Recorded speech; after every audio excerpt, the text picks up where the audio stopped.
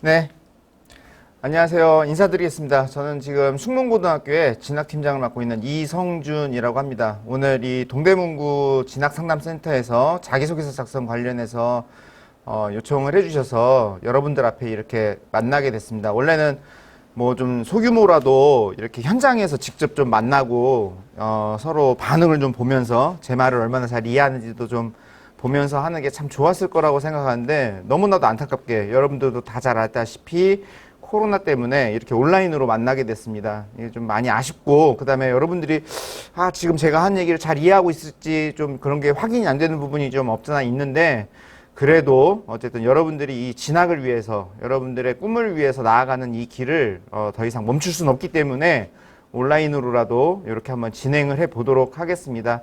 한번 이야기 잘 한번 들어봐 주시고, 여러분들 자기소개서 작성하는 데 있어서 크게 어려움을 겪지 않기를 바라는 마음으로 진행해 보도록 하겠습니다. 먼저 그런데 자기소개서 작성 관련 이야기를 하는데 웬 고등학교 선생님이 와서 발표를 하지? 뭐 이런 이야기를 하지라고 좀 궁금증을 갖고 있는 학생도 있을 거라고 생각을 합니다. 그래서 제 소개를 좀 잠깐 좀 드려야 될 것 같은데요. 고등학교에서 교사 생활을 좀 하다가 2009년부터 숭실대에서 입학사정관을 시작을 했었습니다. 그래서 숭실대 중앙대에서 입학사정관 2년, 3년에서 5년간 근무를 했었고, 그 다음에 강원도교육청에도 잠깐 나가 있었어요. 그리고 올 2월이죠. 올 2월까지 바로 여기 동대문구 바로 저기 옆에 있는 서울시립대학교에서 책임 입학사정관으로 4년간 근무를 하다가 이번 3월에 숙문고등학교로 다시 고등학교로 제가 좀 이렇게 옮기게 됐습니다. 그래서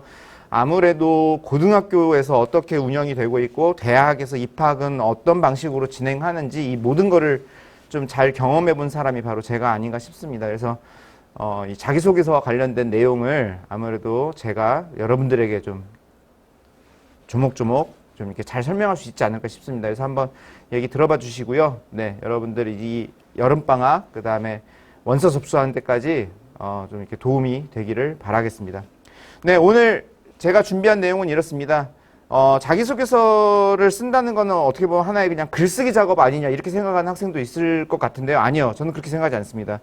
자기소개서를 쓰기 전에 반드시 여러분들이 이해해야 할 부분이 무엇이냐, 바로 학생부 종합전형의 평가 기준이 무엇인가를 좀 잘 이해하는 부분이라고 생각합니다. 그래서 학생부 종합전형의 평가 기준에 대해서 좀 설명을 드리도록 하겠고요. 그 다음에 본론으로 들어가야 되겠죠. 그래서 자기소개서의 문항 1, 2, 3, 4번의 각각의 문항이 어떤 이야기를 대학에서 듣고 싶어 하는가에 대해서 한번 설명을 해보도록 하겠고요.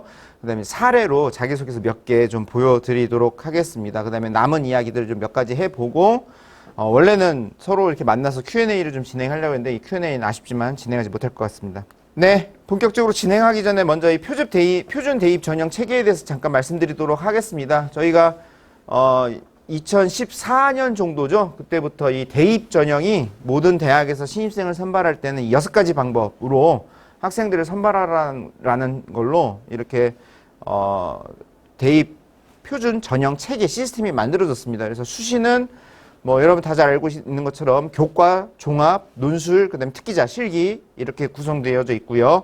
정시는 수능과 특기자, 실기로 이렇게 구성되어져 있습니다. 근데 사실 여기서 이제 특기자 같은 경우는 특별하게 어떤 재능, 특기가 있는 학생들만 가는 거니까 그 두 개 빼고 놓고 보면은 일반적인 학생이 대학을 간다라고 얘기를 할 때는 교과, 종합, 논술, 수능 이 네 가지밖에 없는 것 같아요. 그래서 이 네 가지 중에 여러분들이 각각 어떤 특징 또는 어떤 장점들을 갖고 있느냐에 따라 어느 전형을 지원하느냐가 결정될 거라고 봅니다. 근데 여러분들이 생각하는 가고 싶은 대학들을 간다라고 생각할 때 사실 뭐 이 모든 전형 유형을 다 준비해가지고 가기는 쉽지 않죠. 그러니 결국 여러분의 상황에 따라서 이 중에 한두 가지, 한 두 가지 정도에 집중해서 좀 이렇게 분할을 해서 준비하는 게 보다 더 전략적이 아닌가라고 생각을 합니다. 그래서 교과 전형, 여러분들 고등학교에서 받고 있는 그 교과 성적 가지고 가는 거죠. 근데 이제 대부분 대학이 교과만으로 하진 않으니 거기에 이제 수능 최저학력 기준 또는 면접 같은 것들이 달라붙는 어떤 이런 형태로 운영이 되고 있고요. 논술, 만만치 않은 문제들이죠. 만만치 않은 어떤 문제들을 좀 오랜 시간 동안 훈련을 통해서 문제를 잘 풀어야지 점수를 받을 수 있는 어떤 그런 전형입니다. 또 수능. 네, 수능에서 정말로 많은 높은 점수 받으면 참 좋죠. 그런데 이 수능 역시 여러분들이 생각처럼 이렇게 많은 점수를 받기 어려운 어떤 좀 그런 시험이 아닌가 싶습니다. 그래서 결국은 뭐 여러 가지 것들을 이렇게 생각해 볼 수 있을 텐데, 오늘 제가 여러분들에게 말씀드리는 부분은 바로 이 학생부 종합전형과 관련된 부분이라고 생각하시면 될 것 같습니다. 학생부 종합전형 그러면 어떤 전형이냐? 결국 결론만 좀 말씀드린다면, 여러분들의 고등학교 생활을 검토함으로써 여러분들의 이 어떤 환경, 어떤 조건 속에서 어떤 고등학교 생활을 했느냐를 살펴봄으로써 대학의 어떤 적합한 인재를 찾는 그런 방식이 바로 종합전형이다. 그럼 이 과정에서 여러분들이 제출할 수 있는 서류는 어떤 게 있죠? 학교생활기록부, 자기소개서 두 개밖에 없어요.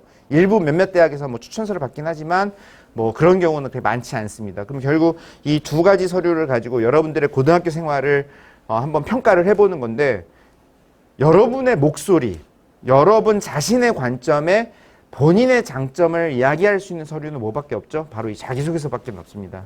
그래서 이 자기소개서에 어떤 내용을 어떻게 담느냐가 굉장히 중요할 수밖에 없고요. 그 관점에서 오늘 제가 여러분들에게 좀 이런저런 이야기를 한번 해보려고 합니다. 네, 먼저 앞에서 말씀드렸던 것처럼 학생부 종합전형의 평가 기준에 대해서 설명드려보도록 하겠습니다.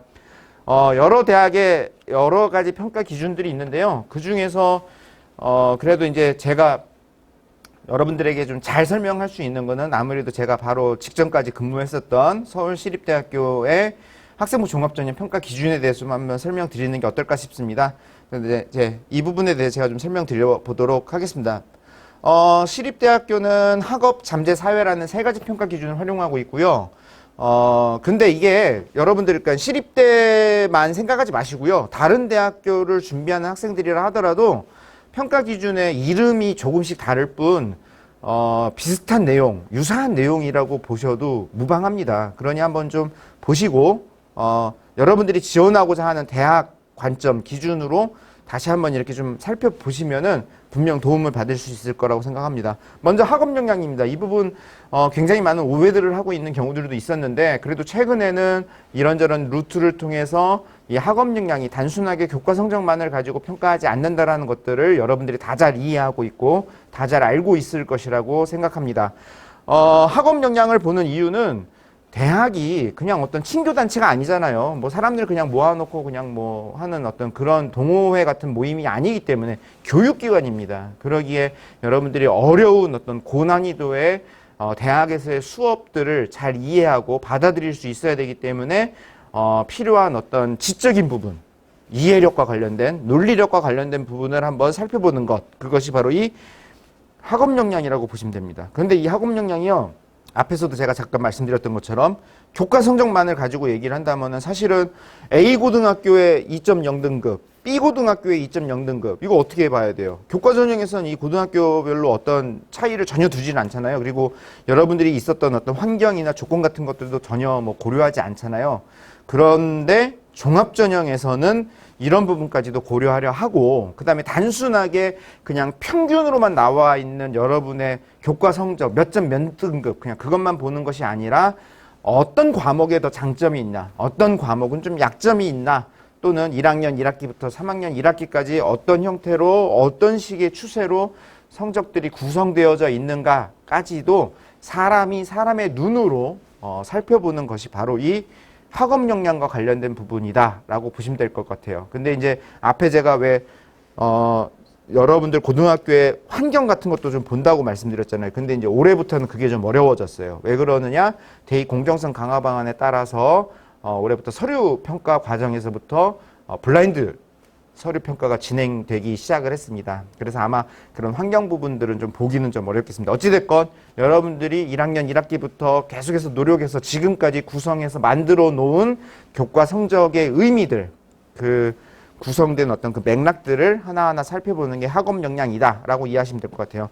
그러니까 이제 조금 더 좀 제가 쉽게 예를 들어서 이야기를 한다면, 수학과를 지원하는 두 명의 학생이 있습니다. 한 명은 2.0이고 한 명이 2.5예요. 그러면은 일반적으로 생각할 때 2.0인 학생이 좀 더 잘하는 학생이다라고 생각하기 쉽잖아요. 근데 그러지 않을 수 있다는 거예요. 좀 극단적일지 모르겠지만, 예를 들어 이 2.0인 학생은 국어, 영어, 사회 같은 거는 다 1등급인데 수학이 3, 4등급이에요. 그래서 2.0이고, 이 학생은 국어, 뭐, 영어, 사회 이런 데서는 뭐 3등급도 있고 막 4등급도 있고 막 그래요. 5등급도 있어요. 뭐. 그런데 수학, 과학만큼은 다 1등급이에요. 그렇게 해서 만들어진 2.5등급이라면 대학의 관점에서 놓고 봤을 때 이 2.5등급이 2.0등급 학생보다 좀 더 낫다라고 판단할 수 있다라는 거예요. 그러니까 이런 것들을 면밀하게 잘 살펴보는 게 바로 이 학업 역량이라는 겁니다. 근데 두 번째, 잠재 역량 설명하기 전에 먼저 사회 역량 먼저 설명드릴게요. 사회 역량을 좀 설명드려 보도록 하겠습니다. 사회 역량은 다른 대학에서는 뭐라고도 설명하냐면 인성 뭐 이런 식으로 표현도 합니다. 그러니까 자기소개서 3번에 배려, 나눔, 협력, 갈등 관리에 대해서 쓰라고 이제 그런 문항을 보셨잖아요. 그러니까 이제 사람들이 여기에서 이런 인성과 관련된 또는 사회 역량과 관련된 것들을 평가하나 보다라고 생각을 합니다. 근데 다들 여기서 하는 착각이 뭐냐?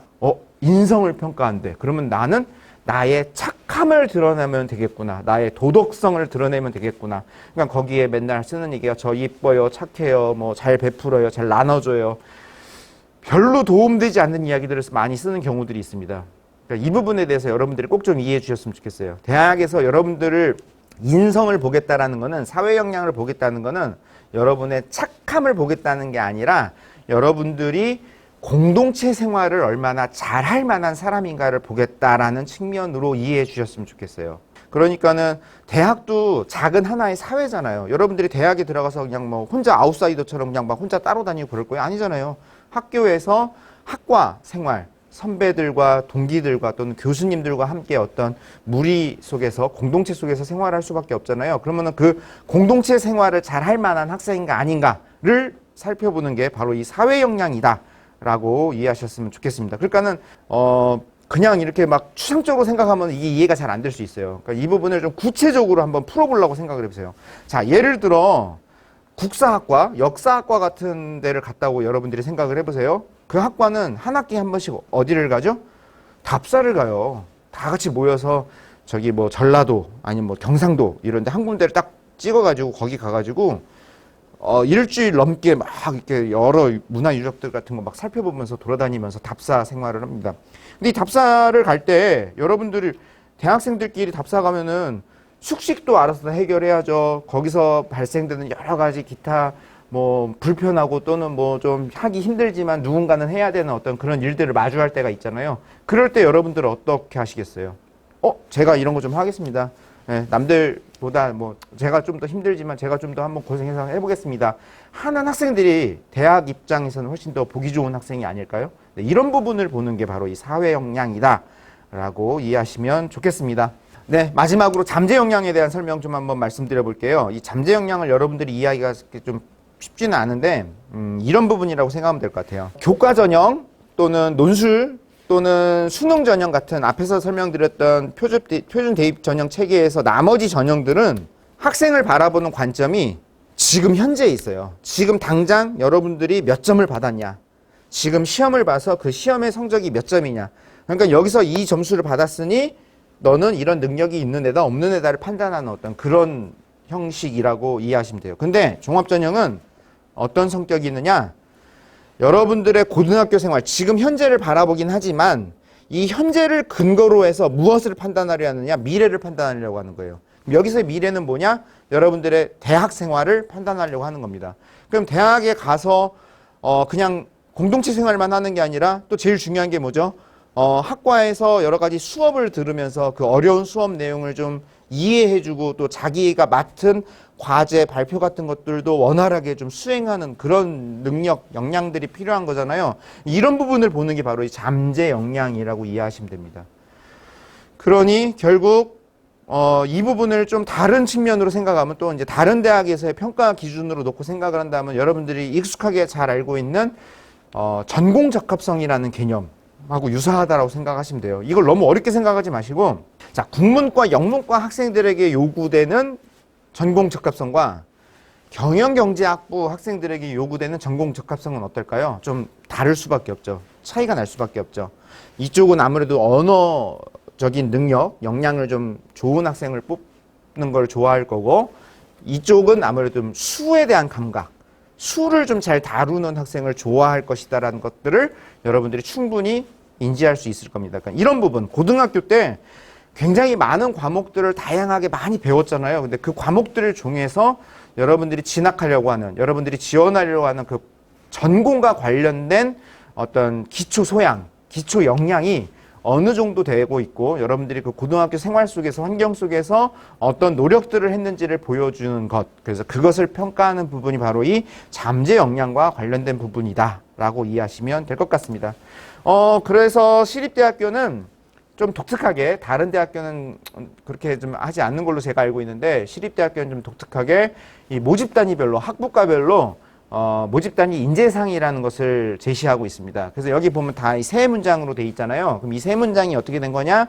각각 하나 학업 잠재 사회에 대한 진술들이에요. 그래서 여러분들이 이 진술들을 좀 잘 읽어보시고 요 진술에서 결국 다시 얘기해서 이 행정학과에서는 이런 사회 문제와 공동체 가치에 대한 관심이 높고 사회 현상에 대한 분석적 비판적 사고력을 가지고 있는 이런 학생을 뽑고 싶다라는 걸 미리 지금 밝힌 거잖아요. 그럼 이제 여러분들이 대학에 나는 어떤 사람이에요 라는 거를 보여주고 싶을 때 소재를 어디서 찾는 게 좋죠? 바로 이 학부과별 인재상을 통해서 찾는 게 좋다라는 거죠.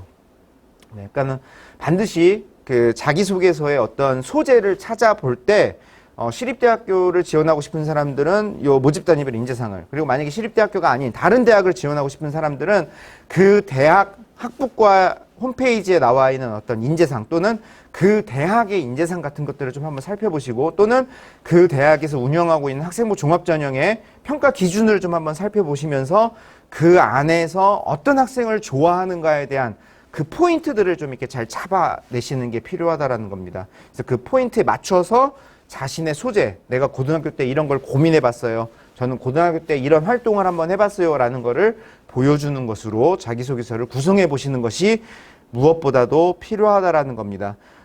좀 상식적으로 접근해 보시면 될 것 같아요. 네, 행정학과와 도시사회학과 같은 어떤 이런 사회 관련 학과들은 대부분 사회 문제에 얼마나 많은 관심을 가지고 있었느냐. 그런 부분들을 중요하게 생각하는 거고요.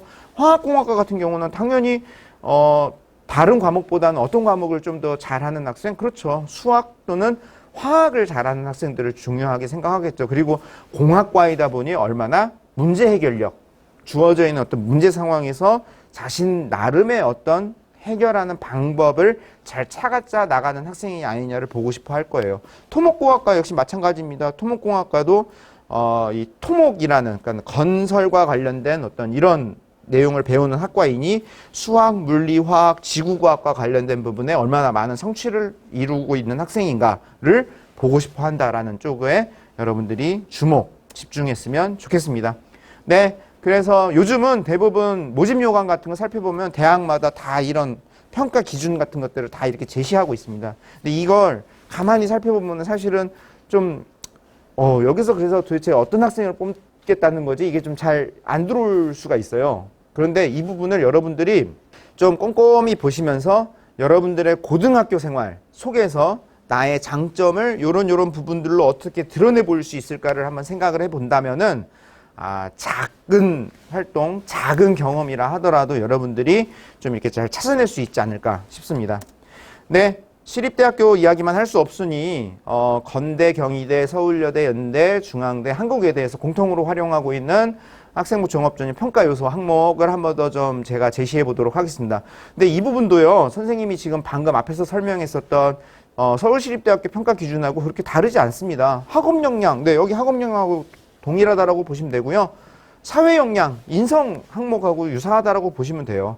그리고 제가 설명드렸던 그 잠재 역량 부분이 바로 이 6계대에서 사용하고 있는 전공적합성과 발전 가능성 부분과 굉장히 유사하다.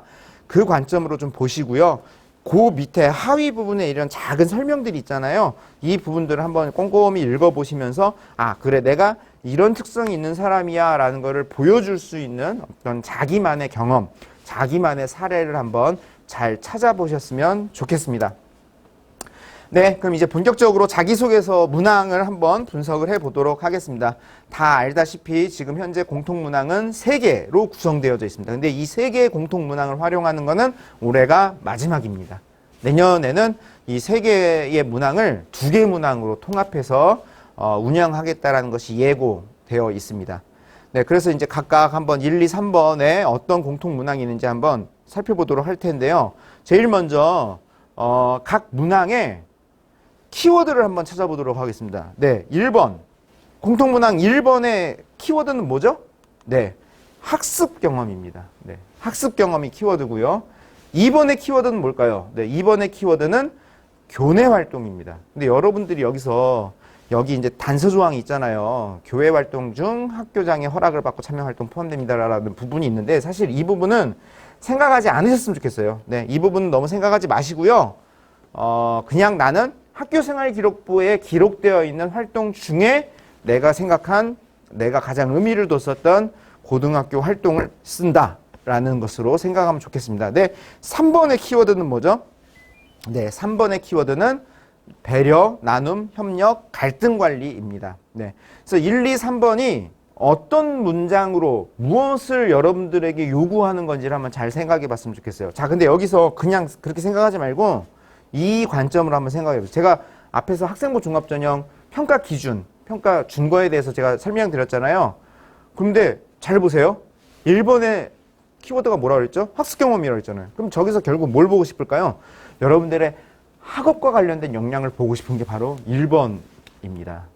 그러면은 3번에서는 뭐죠? 네, 사회 역량 또는 인성과 관련된 부분을 보고 싶은 게 바로 이 3번 배려, 나눔, 협력, 갈등 관리 부분이라는 거예요. 그러면 이제 2번에서는 뭘 보고 싶은 거죠? 그렇죠. 여러분들의 전공 적합성 또는 발전 가능성과 같은 시립대 기준으로 얘기한다면은 잠재 역량과 관련된 부분들을 보고 싶은 게 바로 2번 항목이다라고 생각하셔서 각 문항에 맞게끔, 문항의 목적에 맞게끔 여러분들이 에피소드들을 찾아내시고 여러분들의 이야기를 담는 것이 필요하다라고 생각합니다. 네, 공통문항 이 3개만 있는 게 아니라 자율문항이 또 있습니다. 그래서 이거는 대학마다 하나의 문항을 이렇게 활용할 수 있는 건데요. 제가 이제 요거는 2020 학년도 기준으로 준비를 했는데 서울대 같은 경우는 한 번도 빼놓지 않고 항상 그 독서를 물었습니다. 네, 책 3권을 물었고요. 그 다음에 중앙대, 건국대, 경희대, 연대 등은 동일하게 해당 모집 단위에 지원하게 된 동기, 네, 지원 동기와 그 다음에 이 지원 동기를 준비하기, 그러니까 내가 진학하기 위해서 노력한 과정을 써보라라고 되어 있습니다. 네, 제가 있었던 시립대 같은 경우는 지원 동기와 향후 진로 계획을 기술해 달라고 하고 있고요. 그 다음에 이제 뭐 숭실대와 같은 다른 대학들도 보시는 것과 마찬가지로 비슷한 형태로 그렇게 지원 동기 또는 학업 계획 같은 것들을 요구하고 있습니다. 포스텍 같은 경우는 좀 되게 좀 독특한 대학이죠. 어떻게 보면 이제 특수 목적 대학이라고 얘기할 수 있을 것 같습니다. 과학 중점의 어떤 이런 대학인데요. 그러니까 여기서는 또 좀 다른 내용을 이렇게 묻고 있죠. 지원 동기, 자신의 성격적인 장단점, 재능, 특기, 경험. 근데 이거를 어떻게 하라고요? 자유롭게 기술하라고 되어 있습니다. 그럼 여러분들은 이 4번 포스텍과 같은 경우를 어떻게 이해하면 되죠? 네, 기타 항목이라고 그냥 이해하시면 돼요. 이 문항에 너무 얽매이지 마시고 그냥 여러분들이 하고 싶은 대학에 평가하는 사람들에게, 대학 입학사정관들에게 하고 싶은 이야기를 자유롭게 본인의 장점 위주로 한번 이렇게 적어보는 것이 어떨까라고 생각을 합니다. 서울교대, 여기도 마찬가지 특수목적 대학입니다. 근데 서울교대 같은 경우는 분명하게 초등교사를 양성하는 대학이다 보니 분명하게 딱 이렇게 명시가 돼 있죠. 초등교사에게 필요한 자질이 무엇이고 그 다음에 그 자질을 갖추기 위해서 어떤 노력을 해왔는지 한번 기술을 해봐라 라는 것으로 되어져 있습니다. 지금까지 문항 분석이었는데요. 지금 여기서 제가 한번 좀 문제제기 한 가지를 좀 한번 해보도록 하겠습니다. 현재 사용하고 있는 자기소개서 공통문항은요, 2015학년도, 그러니까 여러분들 굉장히 옛날부터 여러분들 아마 중학교, 초등학교 아마 그때부터 적용됐던 거입니다. 근데 이전 자기소개서 문항은 사실 대학마다 다 달랐어요. 여러분들은 모르겠지만 대학마다 문항들이 다 달랐어요. 그러니까는 만약에 6군데를 쓴다 그러면은 되게 많은 자기소개서, 굉장히 다양한 자기소개서를 쓸 수밖에 없었어요. 그러니까 너무나 어려웠죠. 그래서 2014년 그때 자기소개서 공통문항이 개발이 됐었고요. 근데 그 당시 중요한 키워드가 무엇이었느냐? 간소화였습니다. 그래서 자기소개 공통문항의 키워드는 앞에서 제가 설명드렸던 것처럼 1번은 학습경험, 2번은 교내활동, 3번은 배려, 나눔, 협력, 갈등 관리라는 것을 목표로 문항들이 구성이 됐었던 겁니다. 그러니까 이거를 좀 이렇게 저는 별로 이런 방식 좋아하진 않는데 단순하게 좀 한번 정리를 해보면 자기소개서의 목적은 결국 1번을 통해서 교과, 2번을 통해서 비교과, 3번을 통해서 인성 이런 걸 한번 확인해 보자라는 거예요. 근데 이거에 대한 의견은 좀 분분할 수 있습니다. 왜 그러느냐? 지원 동기가 중요한데 왜 지원 동기를 묻지 않았느냐? 그러니까 대부분 자율문항 4번에서 지원 동기를 묻는 대학들이 많은 거잖아요. 그 다음에 또 인성을 어떻게 이런 문항에서 확인을 하냐? 와 같은 어떤 이런 논란 같은 것들이 제법 있었습니다. 그리고 이 시기가 바로 입학사정관 전형에서 학생부 종합 전형으로 변화됐던 그런 시기인데 대학에는 입학사정관들이 학생부 종합 전형이 비교과 전형이다라고 생각하는 경향들이 이때 굉장히 강했어요. 근데 이게 아니다. 학생부 종합 전형은 비교과 중심의 전형이 아니다. 학생부 종합 전형은 누가 뭐라 해도 교과 중심. 예, 여러분들이 고등학교의 교과를 얼마나 잘 이수했느냐를 가지고 판단하는 게 학생부 종합 전형이다. 라는 거를 이야기하려 했고요. 이런 부분들이 입학사정관들의 입을 통해서 굉장히 많은 부분 언급이 됐었습니다. 그러면 여기서 말하는 교과는 단순한 내신 성적을 말하는 걸까요? 여러분들 교과 성적을 말하는 걸까요? 아니라는 거 저도 분명히 앞에서 말씀드렸잖아요.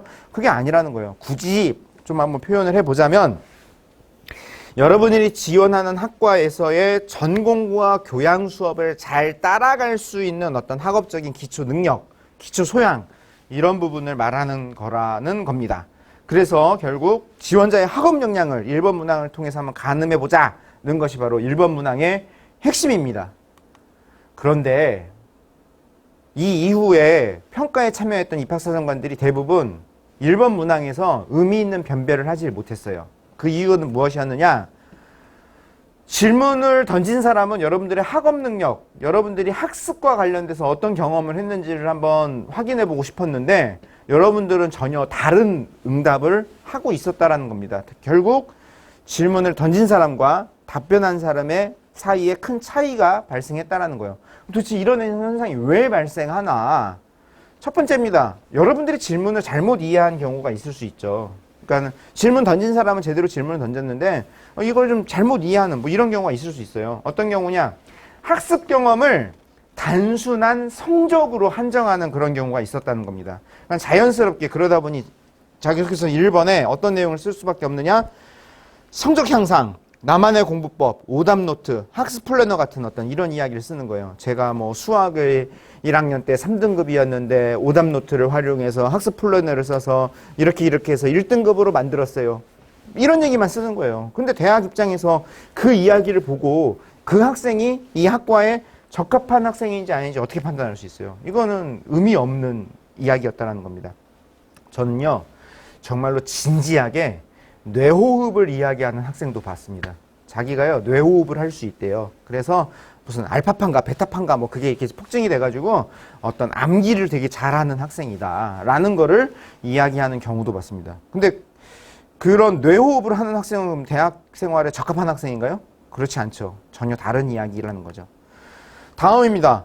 학생이요, 질문을 정확하게 이해했어요. 아, 대학에서는 나의 어떤 이런 학업과 관련된 나의 관점, 나의 관심을 보고 싶은 거구나 라는 거를 정확하게 이해를 했는데, 그래서 이제 그런 내용을 이렇게 쓰는 거죠. 그런 경우 입학사정관 입장에서는 여러분들이, 그러니까 입학사정관이 듣고 싶은 이야기를 여러분이 거기다 썼기 때문에 여러분이 쓴 내용 수준에 따라 충분히 이렇게 변별, 분류를 할 수 있습니다. 하지만 질문 의도는 정확하게 파악했어도 여러분들이 언급할 만한 학습 경험 자체가 없는 경우가 있을 수 있어요. 지금 여러분들도 한번 머릿속에 잘 한번 생각해 보세요. 나의 학습 경험, 내가 내세울 수 있는 나만의 어떤 학습 경험이 있는지 한번 생각해 보면 될 것 같아요. 그러면 여러분들이 만약에 정말 이런 학습 경험이 없는 학생이라면 이게 여러분 개인의 문제일까요? 아니면 이건 학교 문화의 문제일까요? 이게 참 어렵습니다. 너무나 수능 중심으로, 문제풀이 중심으로, 암기 중심으로 학교 문화가 이루어진다면 아마 여러분들이 의미 있게 생각하는 학습 경험이 없을 수도 있어요. 근데 여러분들 잘 생각해 보세요. 학습이라는 게 언제 이루어지죠? 뭔가 호기심이 있었을 때, 뭔가 궁금함이 있었을 때 거기서 학습. 저게 왜 저런 거지? 저 이 원리가 뭐지? 그럼 내가 이거를 정확하게 파악하려면 내가 뭘 찾아봐야 되지? 어떤 이런 마음으로 이렇게 찾아 들어간, 그래서 그걸 열심히 한번 이렇게 파헤치려고 노력을 해본 그런 경험이 있는지 한번 생각해 봤으면 좋겠다라는 겁니다. 학교 안에서 충분한 기회가 있었는데 여러분이 발현하지 못했으면 아마 이건 여러분의 책임이라고 얘기할 수 있어요. 하지만 학교가 고등학교가 여러분의 이런 지적 욕구를 충족해내지 못했다면 사실 이건 학교 책임이라고 얘기할 수 있습니다. 그러니까 그만큼 우리 이 학교 시스템, 학교 교육의 문화가 많이 바뀌어야 한다는 게 결국 제가 지금 여러분들께 하고 싶은 이야기입니다. 여기서 한번 예를 한번 제가 들어보도록 하겠습니다. 학업 성적을 학습 경험의 사례로만 생각한 어떤 그런 예예요. 자, 인천에 있는 일반고 1등급 학생입니다. 네, 1등급 학생. 공부 굉장히 잘하는 학생이죠. 근데 이 학생이 쓰는 1번 문항인데요. 보시죠. 키워드만 보면 성적표. 그러니까 이 학생은 성적이 중요한 거예요. 그러니까 수면 노트. 그래서 자기가 공부할 수 있는 시간을 늘렸던 거고요. 그래서 순수 공부 시간을 확보를 했고, 그래서 공부량에 대한 것만 이야기를 하고 있습니다. 그래서 결국 전교 등수를 30등이나 올렸대요. 우와, 이 학생 공부 되게 잘하는 학생이죠. 근데 제가 여기서 한번 질문을 해볼게요. 이 학생은 고등학교 때 공부를 잘했던 학생인가요? 못했던 학생인가요? 공부 굉장히 잘했던 학생이죠. 근데 반대로 이 학생이 대학에 가서 학과 공부를 잘할 만한 학생일까요? 아닐까요? 분명하게 어떤 파악이 되시나요? 아니, 잘 모르겠어요. 공부를 잘할 수도 있고 못할 수도 있고 잘 모르겠습니다. 그러니까 이 1번 문항에는 여러분들이 대학에 입학해서 그 학과에 합격을 해서 학과 학생이 된다면 학과 공부, 학과에서 주어져 있는 과업을 아주 재밌게 즐겁게 잘 따라갈 만한 학생이다 라는 것을 보여줄 수 있는 어떤 그런 구체적인 사례를 써야 한다라는 겁니다. 근데 전북에 있는 일반고 1등급 학생입니다. 이 학생은 이제 과목을 가지고 얘기하는 거예요. 네, 내가 제일 좋아하는 건 영어다. 그래서 점심시간 35분 동안 독해 8문제, 어휘, 어법 4문제씩 푸는 습관을 들였고 여백의 마인드맵, 상황 그림 같은 걸 그려서 좋은 영어 성적을 얻었다. 그런데 내가 지금 자신 없는 건 수학이다. 그래서 이 수학 공부를 잘하려고 잘하는 척하자 하는 이게 얼마나 효율적인 방법인지 모르겠습니다. 그러면서 심화 수업도 듣고 이런 걸 했다라는 거예요. 이 학생도 마찬가지입니다. 별 아무런 차이가 없는 거잖아요. 이거 보고 대학에서 무슨 판단을 할 수 있어요. 그러니까 여러분들이 성적 올린 이야기, 어떤 이런 공부법과 관련된 어떤 이런 이야기를 자기소개서 1번에 쓰는 거는 제발 하지 말아달라. 그거는 안 하는 것만 못하다는 거를 분명하게 말씀드리고 싶습니다. 네, 그럼 이제 자기소개서 문항별 작성하는 방법에 대해서 한번 좀 말씀드려보도록 하겠습니다. 1번의 키워드는 뭐라 그랬죠? 학습 경험이라고 제가 말씀드렸죠? 그럼 이 학습 경험, 앞에서도 말씀드렸던 것처럼 여러분들이 고등학교에서 여러 가지 과목을 가지고 여러 가지 것들을 배워나가는 과정 중에 가장 한번 집중을 해봤던 경험, 가장 한번 몰입을 해봤던, 이게 정말 왜 이렇게 되는 거지? 내가 이거를 그러면 알기 위해서 내가 이제 한번 밤을 새서라도 한번 이렇게 한번 파고들어 봤던 어떤 그런 경험을 한번, 그래서 내가 여기서 이런 걸 깨달았고 내가 앞으로 좀 더 이런 걸 배웠으면 참 좋겠다라는 걸 내가 확인을 했고 하는 부분으로 자기소개서를 써주는 것이 어떨까라고 생각합니다. 2번입니다. 2번의 문항 작성 방법은 여러분이 가장 신경 썼었던 교내 활동, 고등학교 때 했었던 활동 경험 중에 2개 또는 3개를 쓰는 거죠. 여기서 이제 3개 이내라고 되어 있는데 선생님이 입학사정관으로 평가를 오랫동안 진행했을 때 이 3개 쓰는 학생들이 사실 그렇게 많지는 않아요. 왜 그러느냐? 3개를 쓰다 보면은 글자 수가 너무 적어요. 하나의 에피소드로 몇 글자를 써야 되죠? 한 500자 정도밖에 못 쓰잖아요. 그럼 이 500자를 구체적으로 어떤 내용을 이렇게 붙여서 쓰려고 하다 보면은 칸이 부족하다, 글자 수가 부족하다는 걸 아마 느낄 겁니다. 그래서 여기는 차라리 3개를 쓰기보다 한 2개 정도의 활동을 가지고 쓰는 게 어떨까 싶습니다.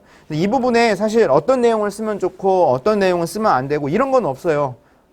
다양하게 여기서 이런저런 이야기들을 할 수 있는데 가급적 여기에는 그 대학에서의 여러분들이 지원하고 싶은 각 그 대학에서 중요하게 생각하고 있는 어떤 전공 적합성과 관련된 또는 발전 가능성과 관련된 또는 잠재 역량과 관련된 어떤 그런 내용들을 쓰는 게 아무래도 낫겠죠. 그러니까 여기다 이제 이 교내 활동을 쓰라 그랬더니 이제 애들이 여기다 이런 얘기 쓰는 거예요. 제가 체육대회 때 반티 맞추는데 굉장히 의견이 갈려가지고 거기서 의견 조율하는 게 굉장히 어려웠습니다. 이런 얘기 쓰는 거예요. 근데 잘 생각해 보세요. 여러분들 고등학교 2년 반, 5학기 동안 여러분들이 수없이 많은 경험들을 했는데 그 경험에서 가장 의미 있었던, 가장 본인의 노력을 투여했던 어떤 그 활동인데 반티 맞추는 얘기를 하고 있어요. 이거는 과연 얼마나 대학에 설득력이 있을까요? 네. 그 활동, 그 내용도 뭐 선생님 무시하는 건 아니에요. 여러분들 분명히 굉장히 노력했던 건 잘 알고 있습니다. 하지만 여러분들의 그 수고를 또는 여러분들의 특성을, 여러분들의 성향을 잘 보여줄 수 있는 어떤 그런 에피소드 사례를 한번 잘 찾아봤으면 좋겠습니다. 네, 3번 문항. 이 배려 나눈 협력 갈등 관리, 이게 단순히 뭐 착한 거 쓰는 거 아니라는 거 분명히 말씀드렸고요. 어떤 고등학교에서의 활동 경험 뭐 다 포함이 됩니다. 뭐 점심시간 또는 특히 요즘 코로나 때문에 이 마스크 쓰고 학교 생활하는 과정에서 뭐 친구들과 뭐 있었던 어떤 그런 갈등 관련 뭐 이런 부분들 뭐 어떤 내용을 써도 뭐 상관없습니다. 하지만 포인트는 어떤 포인트여야 되느냐? 여러분들이 이 여기서 보여주고 있는 이 경험을 통해 이 3번 사례를 통해 이런 이런 생각을 했던 학생이라면 우리 대학에 입학했을 때 학과 생활을 성실하게 재밌게 잘 할 만한 학생이다라는 어떤 자신감을 심어줄 수 있는 어떤 사례를 썼으면 좋겠어요. 그래서 선생님은 사실은요, 그 고등학교에서 지금 저도 학생들에게 이 자기소개서 작성과 관련된 이 지도를 하고 있는데 그 과정에서 선생님은 이 3번을 문항을 아예 생각하지 말라 그래요. 여기 너무 집중하지 말라고. 그러니까 여기에 너무 막 배려 나눈 협력, 그럼 나는 배려를 써야 될까, 협력을 써야 될까, 갈등 관리를 써야 될까, 이건 너무 고민하지 말라고 저는 이야기합니다. 2번은 아예 그냥 문항을 지워버리세요. 2번 문항 지워버리고 어떻게 하는 거냐? 그러니까 3번 문항은 그냥 삭제를 해버리고 2번 문항의 연장선이다 생각하고 여기에 그냥 한번 어떤 하나의 에피소드를 써보는 거예요. 근데 여기에 에피소드는 가급적 어떤 에피소드였으면 좋겠느냐? 다른 사람과의 관계, 공동체 생활에서 나의 역할과 관련된 어떤 그런 주제를 가지고 쓰면은 자연스럽게 이 3번 문항에 적합한 에피소드를 쓰는 거라고 생각합니다. 네, 뭐 대학마다 또 좀 다르긴 하지만 이 4번 문항 있는 경우들이 있습니다. 근데 대부분 학생들이 지원 동기 이런 거를 쓰라 그러면은 너무 어려워해요. 나의 지원 동기가 뭐지? 그러니까 이제 여기서 쓰는 얘기가 뭐냐? 간호학과 같은 경우 이런 얘기 주로 씁니다. 초등학교 3학년 때 교통사고로 병원에 입원했는데 나를 헌신적으로 돌봐준 간호사 선생님을 보고 저도 그와 같은 간호사가 되기 위해서 지원을 결심했습니다. 뭐 이런 얘기 쓰는 거예요. 교육, 사범대 쓰는 애들 맨날 어떻게 쓰는지 아세요? 중학교 때 역사 선생님이 나에게 아주 나의 이 공부하는 데 있어서 너무나 큰 영향을 줬기 때문에 저도 그와 같은 역사 선생님이 되려고 지원했습니다. 근데 이게 중학교 1학년이냐 2학년, 3학년이냐, 역사 선생님이냐, 국어 선생님이냐, 사회 선생님이냐의 차이가 있을 뿐 그 플롯, 구조는 거의 비슷하다는 거예요. 그러니까 이 천차만별로 그러니까 너무 그게 뭐 비슷하게 막 그런 식의 지원 동기 쓰는 거는 사실 뭐 바람직하지 않습니다. 그러니까는 모든 학생들이 누가 들어도 야 너는 진짜 이런 경험도 해봤어? 너 정말 이런 생각도 해본 학생이야? 이런 식의 지원 동기 갖고 있는 사람 별로 없어요. 그러니까는 너무 그렇게 부담 갖지 마시고 이 부분은 조금 이렇게 마음을 좀 내려놓으시고 어떤 기분으로 쓰냐면 되냐면요. 질문을 좀 바꿔보세요. 대학에서 뭐라고 질문한 거냐면요. 너 정말로 우리 대학 이 학과 오고 싶어서 오는 거 맞아? 너 여기 정말 쓰고 싶어서 쓰는 거 맞아? 요 정도 질문을 던진 거예요. 그럼 이제 여러분은 거기에 뭐라고 대답하면 되죠? 네, 선생님, 저 정말 여기 가고 싶어요. 왜 그러냐면요. 제가 이런 분야에 되게 관심이 있고요. 제가 이런 거 정말 좀 한번 해보고 싶어요. 그래서 저는 이 학과에 가고 싶어요. 이런 정도의 이야기로 쓰시면은 아무래도 4번 지원 동기 관련 부분이 좀 더 자연스럽게 나오지 않을까 싶습니다. 네, 자기소개서 작성과 관련된 몇 가지 팁 좀 말씀드리겠습니다. 학교생활기록부에 있는 내용 외에 학교생활기록부에 기록할 수 없는 다른 내용을 자기소개서에 쓰면 어떻게 될까요? 대학에서는 학교생활기록부에 없는 내용을 자기소개서에 썼을 때 그 내용의 진위 여부를 확인할 수가 없어요. 정말로 여러분들이 그런 경험을 했는지 안 했는지 알 수가 없어요. 근데 학교생활기록부에 어떤 내용이 있다는 얘기는 여러분들의 선생님께서 대신 관찰을 했다라는 것을 보증해 주는 거예요. 그렇기 때문에 반드시 자기소개서를 쓰기 전에는 학교생활기록부에 있는 내용을 충분히 이해하고 여러분들이 그걸 잘 꼼꼼히 살펴보고 난 다음에 작성하는 것이 필요합니다. 그 다음에 여러분들이 결국은 이 자기소개서에는 구체적인 어떤 사례를 가지고 이야기를 할 수밖에 없어요. 근데 보세요. 대학에서는 그러니까 여러분들이 굉장히 여러 가지 많은 경험을 했을 텐데 그 중에 아주 일부, 아주 구체적인 몇 사례를 가지고 딱 얘기를 하는 거잖아요. 근데 그 부분을 봄으로써 무슨 생각을 하는 거냐? 아, 여러분들이 이런 성향의 사람이구나. 아, 얘는 이런 특성을 갖고 있는 사람이라구나 하는 거를 알 수 있게끔 쓰는 거예요. 그러니까 그 에피소드가 굉장히 중요해요. 그 에피소드를 잘 찾아내는 게 굉장히 중요합니다. 그러니까 글을 잘 쓰냐 못 쓰냐는 사실 그렇게 중요하지 않아요. 어떤 에피소드를 통해서 나의 장점을 어떻게 보여주느냐가 훨씬 더 중요하다라는 것, 그 부분을 말씀드리고 싶습니다. 미사여구, 추상적인 표현 별로 중요하지 않고요. 그 다음에 또는 1번부터 3번까지 과도하게 어떤 하나의 일관성을 가지고 1, 2, 3번을 다 읽고 났을 때 어떤 전체적인 어떤 그림을 그려야 된다. 뭐 이런 이야기를 하는 학생들도 있는데 사실 그런 거 중요하지 않습니다. 그런 거 의미 있게 이렇게 살펴보지도 않아요. 그냥 1번, 2번, 3번 각각 문항에 맞게끔 그 문항에 질문하고 있는 내용에만 충실하게 답변을 한다면 좋은 자기소개서가 될 거라고 생각합니다. 이런 실수는 하지 말자. 학생부와 대조했을 때 사실관계는 맞아야 되는 거예요. 그러니까 여러분들이 막 그 자기소개서에 저는 누구보다도 책을 사랑하는 학생이고 저는 독서를 통해서 너무나 많은 지식을 얻었습니다. 이렇게 썼는데 독서 활동 기록 딱 봤더니 책 읽은 거 뭐 3권 이렇게밖에 없어요.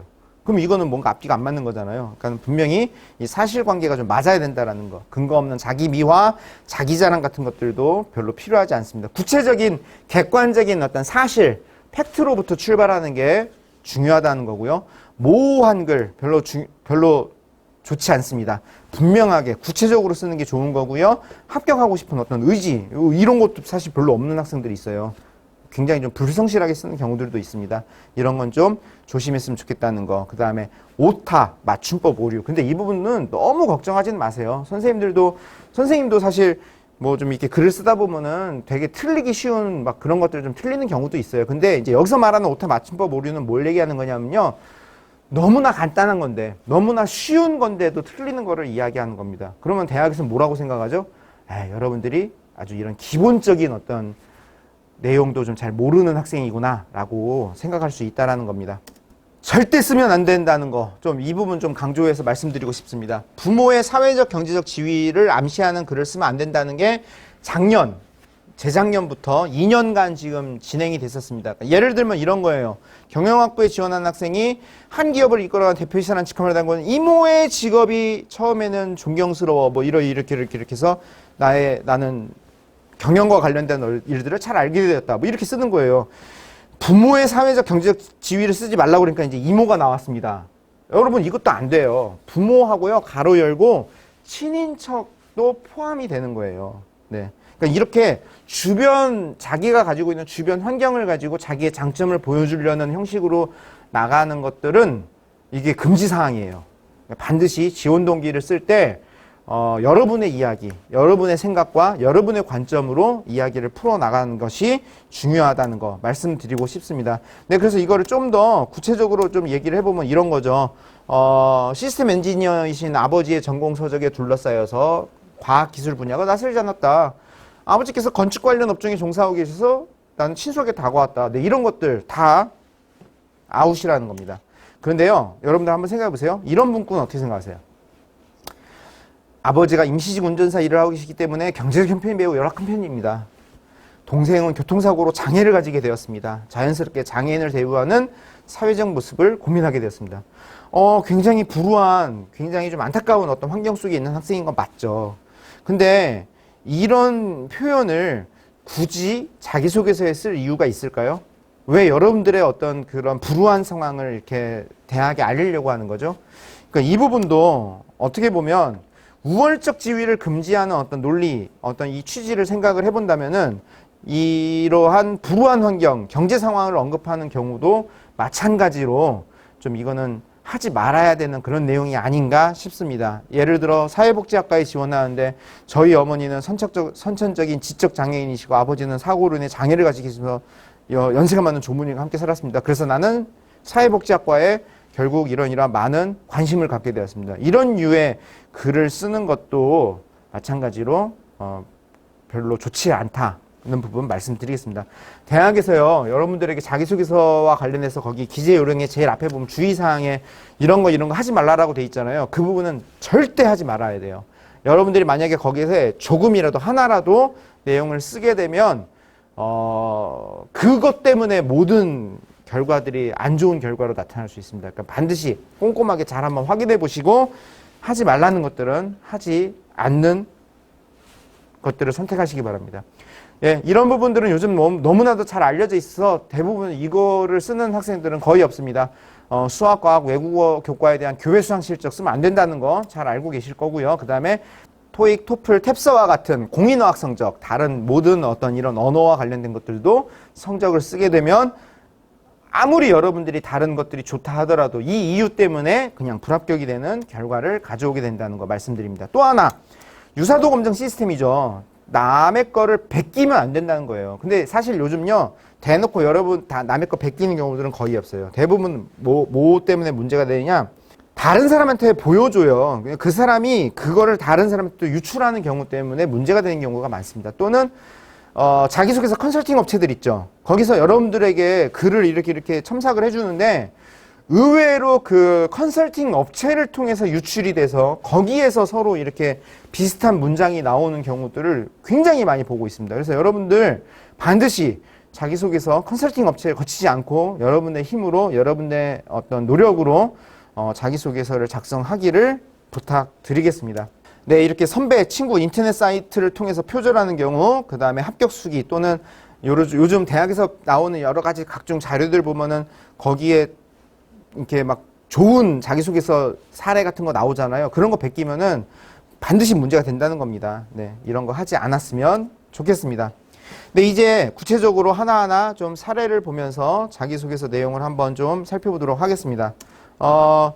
경제학과에 지원한 학생인데 이런 이유로 썼어요. 여러분들 이 내용을 어떻게 보시죠? 네, 여기에 뭐라고 좀 많이 쓰긴 했는데 이 내용을 봄으로써 여러분들이 이 학생이 정말로 뭔가 좀 경제학과에 가서 공부를 잘할 만한 학생인가라는 어떤 그런 느낌이 있나요? 아니죠. 이 글은 왜 문제가 되느냐? 굉장히 일반적이에요. 그리고 제일 안 좋은 건 뭐냐? 나열식입니다. 경험을 굉장히 많이 했어요. 그런데 그러니까 이 학생 입장에서는 그거예요. 내가 이렇게 많은 경험을 했는데 하나도 놓치고 싶지 않은 거예요. 그러니까 전 이것도 했고요, 요것도 했고요, 요것도 했고요, 요것도 했어요 라고 이렇게 쭉 보여주는 거예요. 그러니까 이 학생의 마음은 충분히 이해하는데 읽는 사람 입장에서 이 학생이 과연 어떤 구체적인 경험을 했는지 확인할 수 있나요? 확인하기 어렵습니다. 그러니까는 이 모든 거를 다 보여주려고 하지 마시고 하나, 구체적인 거 하나를 딱 잡아서 거기에 있는 내용을 쭉 보여줌으로써 전체적인 여러분의 모습을 확인할 수 있게끔 그렇게 글을 구성하는 게 좋을 거라고 생각합니다. 네, 이것도 한번 봐보시죠. 이 내용은 어디가 문제가 될까요? 이 사례를 준비한 이유는 리을 것이다 때문에 준비했습니다. 리을 것이다란 말은 주로 언제 쓰는 거죠? 네, 미래의 모습을 쓰는 거예요. 자기소개서는 지금 여러분의 현재의 모습을 써야 됩니다. 미래에 나는 무엇이 될 거다라고 쓰는 거, 내가 미래에 열심히 공부할 것이라고 쓰는 게 의미가 있나요? 아니에요. 여러분의 지금 현재 모습, 현재 고등학교 생활의 모습을 관찰함으로써 여러분의 대학 생활, 여러분의 미래를 판단하는 것은 대학에는 입학사정관들의 몫입니다. 그런 여러분들은 여러분의 경험을 중심으로, 여러분의 지금 현재 상태를 중심으로 자기소개서를 써야 된다는 거 한번 더 생각해 봤으면 좋겠습니다. 네. 요 내용 한번 보시죠. 어때요? 좋은 말 되게 많죠. 훌륭한 사람, 반성도 했고, 인격적으로 성숙하고, 그 다음에 뭐 자만심을 없앴고, 가치관, 도정정신을 배우고, 교훈을 얻을 수 있어. 좋은 말 되게 많이 나와요. 근데 이 글을 딱 읽었을 때, 이 학생의 모습이 그려지나요? 아니에요. 너무나 추상적이고 상투적인 어휘로만 글이 되어져 있기 때문에 아무 의미 없는 허무한 글이 되어버렸다라는 겁니다. 이거는 왜 문제가 될까요? 요거는 잘 쓴 문장으로 보여드린 게 아니라 제가 볼 때는 좀 이거 좀 문제가 있는 글이거든요. 왜 어느 부분에서 문제가 될까요? 자기가 없습니다. 이건 분명히 자기소개서예요. 근데 동아리에서 열심히 했다. 이 동아리가 굉장히 좋은 동아리다. 그건 알 거예요. 그런데 이 동아리에서 여러분의 활동, 여러분의 역할, 여러분의 노력이 무엇인지는 분명하지 않다라는 겁니다. 다 좋은 단체, 좋은 어떤 단체에서의 모습을 보여주는 것으로 그치지 마시고 그 단체 속에서 나의 역할이 무엇이었는지를 분명하게 보여주려고 생각하시는 것이 좋겠습니다. 네, 요거는 뭐 이렇게 뭐 안 좋은 사례라고 볼 수는 없습니다. 하지만 뭐 요것도 이제 마찬가지로 그냥 좀 문제가 있는 건데, 요것도 앞에 제가 보여드린 거 동아리와 마찬가지예요. 반에서 영어 성적이 좋지 않은데 결국 반의 등수가 반이 굉장히 좋은 학급이 됐다는 거잖아요. 그러니까 여기도 공동 노력의 결과가 기술이 되어 있는데 결국 그래서 여러분들이 무슨 노력을 했는지는 없는 그런 아쉬운 사례라는 겁니다. 유아교육과에 지원한 학생이 쓴 글인데요. 이 학생이요, 자기가 유아교육과를 가겠다라는 마음을 언제 먹었냐고 되어 있느냐, 자기 유치원 때부터 마음을 먹었대요. 너무 멀리 잡은 거 아닌가요? 자기소개서를 쓰는 대상이 되는 기간은 고등학교 시절입니다. 여러분의 고등학교 때의 고민, 여러분들의 고등학교 때의 역할을 중심으로 내용을 구성하시는 것이 필요하다는 부분으로 말씀드리는 겁니다. 이 부분 봐보시죠. 여기 이렇게 특별하게 뭐 문제점을 좀 찾기 어려운 내용인 것 같아요. 뭐 비교적 잘 쓴 거 아닌가요? 교육학과를 가려는 학생이 이런 덴마크 자유교육이라는 어떤 책을 읽으면서 교육제도, 지금 우리나라의 교육 문제 이런 것들도 한번 고민했다라는 식으로 이렇게 해서 글을 쓴 거예요. 뭐 크게 문제 안 되는 것 같죠. 근데 사실 이 부분도 자기소개서 1번 문항 같은데 이런 경우를 쓰는 경우들이 있고, 또는 이제 지원 동기 부분으로 이제 이런 걸 쓰는 경우들이 있는데, 이 책을 읽고 거기서 어떤 무엇인가를 고민했다는 거 중요합니다. 그런데 잘 보면요, 그냥 이 책 하나 읽고 그냥 여기서 끝난 거예요. 근데 여러분들이 정말로 어떤 이런 교육 관련 문제에 관심이 있었고 여기에 고민이 있었다면 이 책 하나 읽는 걸로 끝날 거야? 아니요. 여기서 분명히 뭔가 한 발짝 더 나아가는 뭔가의 발전된 모습을 보여줄 거라고 생각을 합니다. 근데 그런 부분들이 없었기 때문에 사실은 이거는 그냥 독서와 관련된 것들을 활용하려고 그냥 자기소개서를 쓴 것이 아닌가 라는 생각을 할 수밖에 없는 좀 아쉬운 사례라는 겁니다. 그럼 재현 지금 계속해서 안 좋은 것만 얘기를 했는데, 그러면 도대체 그럼 자기소개서를 어떻게 쓰라는 얘기냐? 뭐 이런 정도로 쓰라는 거죠. 네. 이거 뭐 고등학교 1학년에 발표 시간이 있었는데 나는 이 발표를 잘하기 위해서 스티브 잡스의 어떤 발표 능력 이런 거를 한번 잘 살펴보려고 이런 프레젠테이션도 한번 살펴보고 책도 읽어보고 막 그렇게 해서 막 준비를 열심히 했어요. 그래서 발표도 이렇게 쫙 해봤습니다. 막 모습이 그려지지 않나요? 학생이 지금 어떤 노력을 했는지가 이렇게 딱 눈에 이렇게 보이지 않나요? 그리고 선생님도 되게 좋아했고, 너 참 되게 고생했다라고 막 칭찬도 받고 그랬습니다. 그런데 내가 생각을 해보니까, 근데 내가 너무 많은 내용을 전달하려고 하다 보니 내가 시간 조절에 실패를 했어요. 이게 좀 아쉬운 거예요. 그래서, 나중에는 내가 발표할 때 이런 시간 조절도 좀 잘 한번 해보려고 노력하겠습니다. 라는 어떤 다짐까지 들어가 있는 거잖아요. 그러니까는 동기부터 해서 구체적인 노력, 결과, 자기 반성, 느낀 점, 이 모든 것들이 잘 나와 있는 좋은 자기소개서라는 겁니다. 자기소개서는 구체적으로 쓰는 게 중요합니다. 근데 이 구체적으로 자기소개서를 쓴다라고 할 때 여러분들이 좀 어려움을 겪는데요. 거기에 제가 좀 하나 좀 팁을 드린다면 이런 스타 기법이라는 게 있습니다. 이 스타 기법은요, 시츄에이션, 태스크, 액션, 리절트의 앞 글자를 따서 스타라고 얘기를 하는데요. 자, 제일 먼저 어떤 상황, 구체적인 어떤 조건을 이야기해 주는 거예요.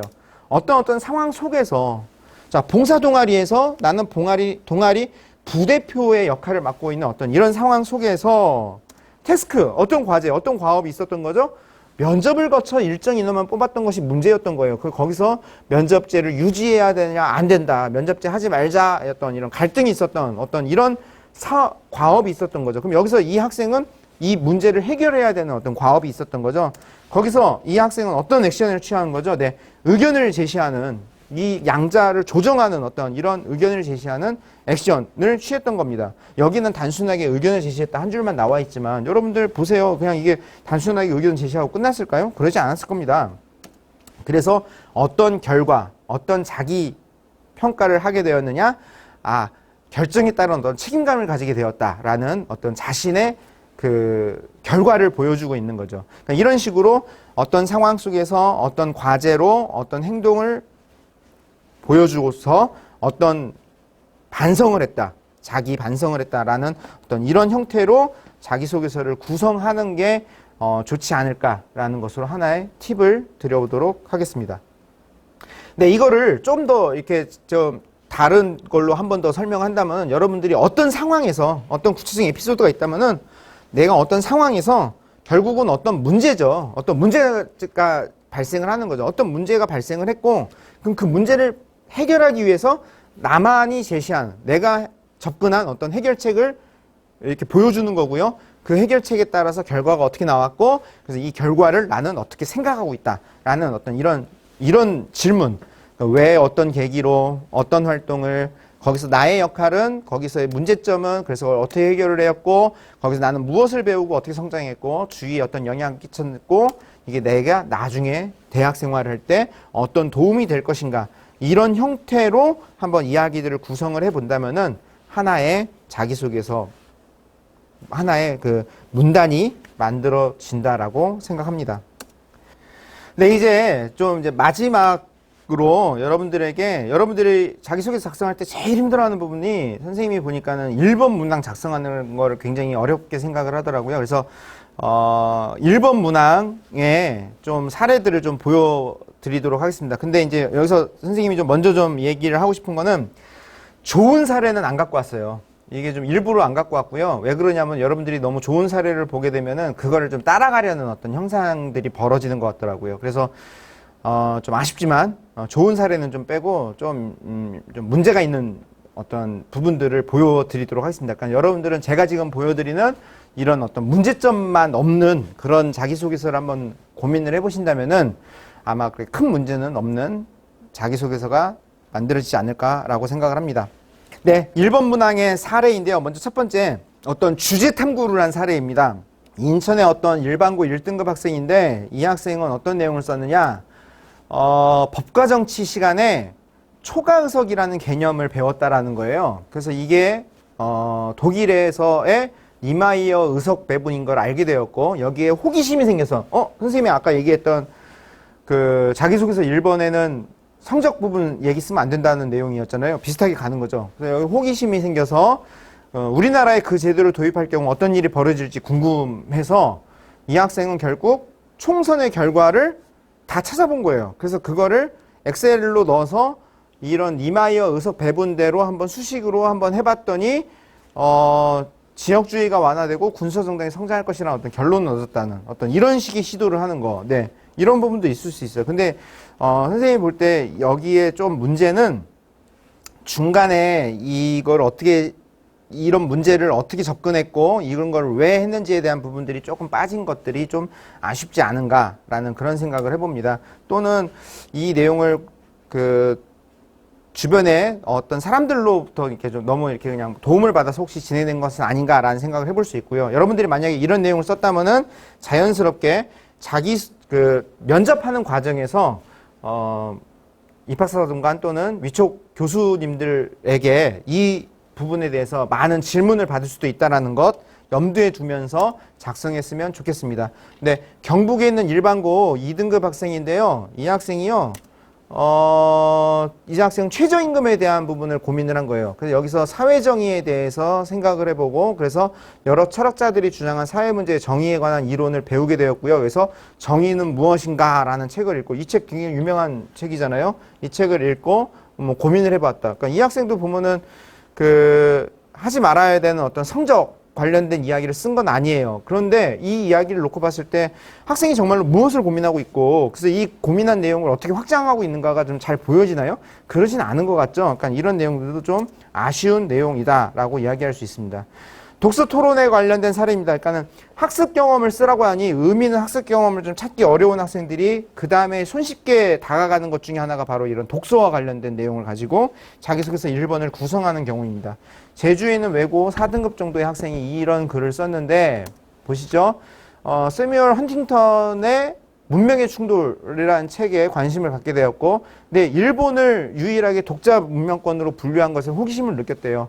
그래서 이런 거 찾아봤더니 타임지와 스트래포의 이메일 리포트를 구독해서 읽었고 그래서 이런 걸 했다. 근데 뒤에가 좀 너무 밋밋하게 그냥 가지 않나요? 네, 그러니까 이런 부분들도 조금 아쉬운 내용이라는 겁니다. 경기도에 있는 일반고 1등급 학생인데요. 이 학생이 학교에서 인문학적 사유와 발표력 신장을 위한 프로그램이라는 이런 과정에서 소비사회, 죽음, 예술, 학교와 교육제도, 가족, 자아정체성, 근대 합리성 비판 등과 같은 이런 문제들을 많이 다뤄봤다라는 거예요. 근데 이게 이런 것들 이렇게 다 나열하는 게 과연 의미가 있을까요? 그래서 여기서 이제 토론을 하면서 어떤 생각을 구체화했고, 그래서 메멘토 모리, 죽음을 기억하라라는 문구가 마음에 와 닿았다라고 얘기를 했는데, 사실은 이 학생이 이 프로그램을 통해서 정말로 무엇을 배웠는지는 명확하지 않아요. 그러니까 이런 부분들도 좀 굉장히 아쉬운 사례라고 이야기할 수 있습니다. 이게 좀 아쉽기도 하지만 어떤 면에서 이게 좀 독특한 사례 하나 좀 말씀드려 볼게요. 해외 경험의 사례인데요. 강원도에 있는 아주 산골짜기에 있는 일반고 1등급 학생이었습니다.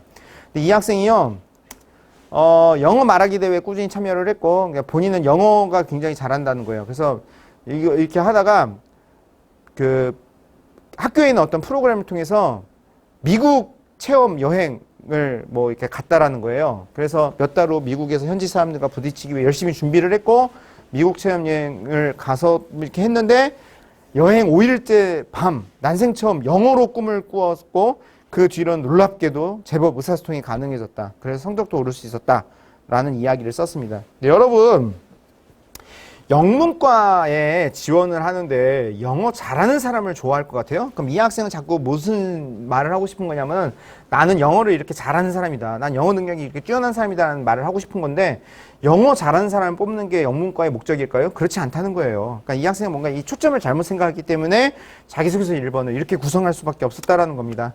대구에 있는 어떤 일반고 3등급 학생인데요. 이 학생은 교육감상을 수상할 만큼 자기의 국어 실력이 되게 좋았고 92점을 받았고 6월 모평 국어 1등급을 받았다. 여러분들 모의 평가 성적 같은 거 자기소개 쓸 수 있나요?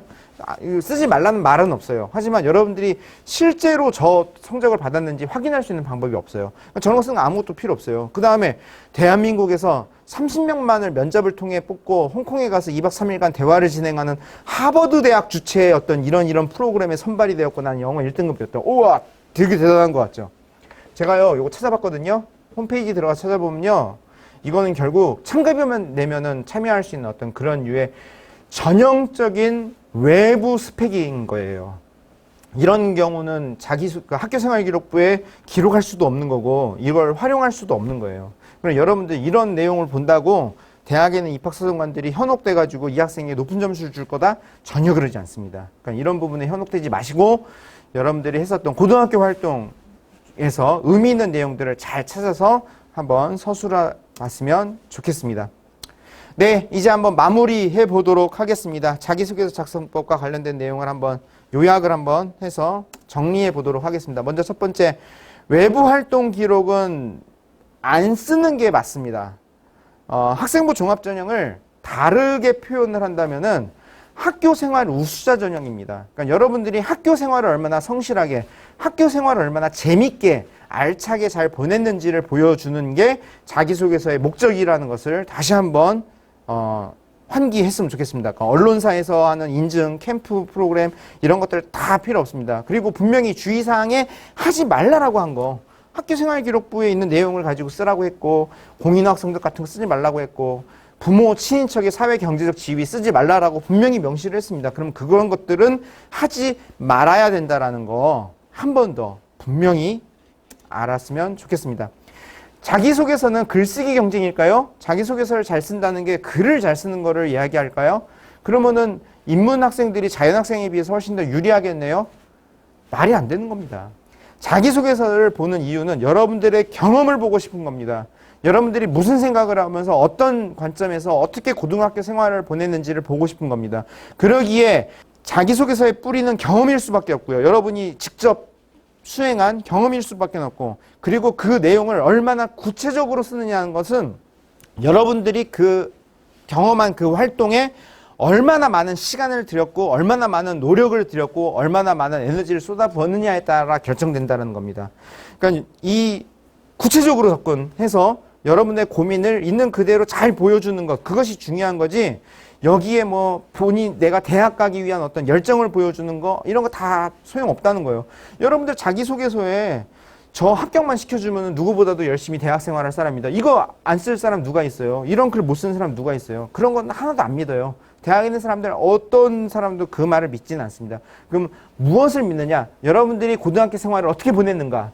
여러분들이 고등학교에서 어떤 노력을 했는가에 대한 그 구체적인 경험을 보고 여러분들의 미래, 여러분들의 대학 생활을 판단하려고 한다는 것 한 번 더 말씀드리겠습니다. 세 번째, 대학별 평가 요소를 좀 확인하면 좋겠습니다. 그래서 대학별 평가 요소가 다소 추상적이고 다소 좀 이렇게 좀 어려운 용어들로 되어져 있는데 그 말들을 여러분들이 안내자료, 각종 어떤 그런 설명서, 가이드북 같은 것들을 잘 활용해서 여러분들의 언어로 좀 번역해보는, 여러분의 말로 한번 해석을 해보는 것들이 필요하고, 결국은 각 문항에 있는 중요한 하나하나의 에피소드를 얼마나 잘 찾아내느냐가 중요할 것 같습니다. 이 소재 선별이 중요하고요. 결국 여기서 어떤 이야기가 나를 대변하는지 그 부분을 잘 찾아보았으면 좋겠습니다. 그러니까 질문의 의도에 충실해야 되는 거죠. 질문 속에 길이 있다는 거 앞에서 문항 분석하면서 제가 설명드렸던 부분 다시 한번 떠올렸으면 좋겠고요. 마지막으로 반드시 자신의 힘으로 작성하는 것이 필요하다라는 거. 컨트롤 CV 하는 거는 반드시 걸릴 수밖에 없습니다. 요즘 기술이 너무나 잘 발달돼서 유사도 프로그램에 다 걸리니 여러분의 힘으로 반드시 썼으면 좋겠습니다.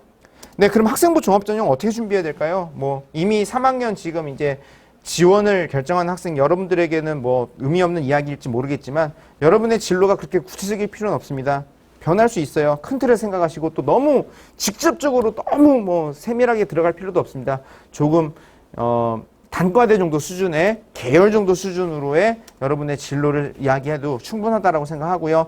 여러분의 학교 생활의 기본은 교과 성적이라는 부분, 교과 성적 관리 1, 2학년 학생들이죠. 3학년들이 이미 끝났습니다. 1, 2학년 학생들 잘 한번 교과 성적을 관리하는 것들 고민해 봤으면 좋겠다는 거고, 교내 프로그램을 적극적으로 참여하라는 거 말씀드리고 싶습니다. 그러니 그 속에서 나를 설명할 수 있는 에피소드들을 찾아낼 수 있는 거죠. 교내 활동 열심히 해보라라는 거.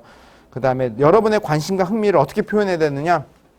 여러분이요, 대학교 2, 3학년 정도 수준의 전문적인 지식을 보여줄 필요가 있을까요? 그런 부분은 대학교에 와서 배우면 되는 겁니다. 그러면 여러분의 수준은 어느 정도면 되느냐?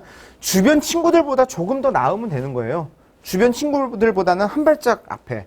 하지만 그 수준이 대학교 2, 3학년 수준일 필요는 없는 그 정도다라고 생각하시고 조금 편하게 접근했으면 좋겠습니다. 희망대학 홈페이지와 친해지는 것이 필요하고, 남은 기간 동안 학과 공부도 좀 열심히 해야 되겠지만 책 읽기, 그 다음에 발표 연습을 좀 하셔서 면접에도 좀 이렇게 대비하는 것들이 필요하지 않을까 싶습니다.